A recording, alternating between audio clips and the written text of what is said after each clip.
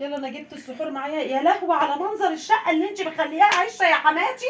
ايه القرف اللي انت عاملاه ده؟ وكوبايات وولادي برضو اللي عاملين السبحه بتاعتك راميينها، والعلاجات دي بتاعتك. ايه ده ايه ده ايه ده؟ ايه اللي انت عاملاه في الشقه دي؟ معلش يا بنتي معلش. لا ما معلشش طبعا، مستنيه الخدامه اللي اشتريها لك ابنك من بيت ابوها تيجي تعمل أنا الشقه. زي امك معلش. زي امي بتقوم وتخدمني وتجيب لي كوبايه الميه لغايه عندي، مش بتخليني كل يوم اهلك. ما امك مش تعبانه لكن انا تعبانه. تعبانه؟ ايه ده ايه ده ايه ده منظر الشقه دي؟ ايه ده؟ ايه ده ايه ده ايه ده؟ ايه ده؟ وزباله وقرف، وانا اعمل ايه ولا ايه ولا ايه؟ مش عامله، انا مش عامله لك حاجه. الله على الفيلم ده جميل. افتحي يا بنت شوفي مين على الباب. حاضر يا ماما.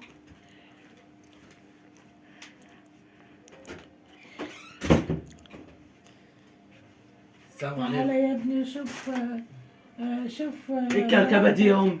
عامله فيا ايه؟ انا عامله ايه؟ عامله ايه يا ماما؟ انا عملت لك حاجه؟ انت عملتي في امي كده؟ عملت ايه؟ مش راضيه تروقي لها ليه؟ انا اه ما حصلش الكلام ده انا بس كنت كده بكلم ماما وقلت حاضر عينيا هقوم اروق لها. لا ما قلتش كده. انا ما قلتش ليه ازاي يا ماما؟ ده انا قلت لك عينيا، بس قلت شويه كده قبل السحور عشان بقول اعمل لك لك ايه؟ سحور. ايه؟ امي قبليه، امي اولا واخير. انا عملت لها ايه يعني؟ ده انا قلت لها يا ماما حاضر هقوم اروق لك الشاي، مش انا قلت لك كده؟ بقول لك ايه؟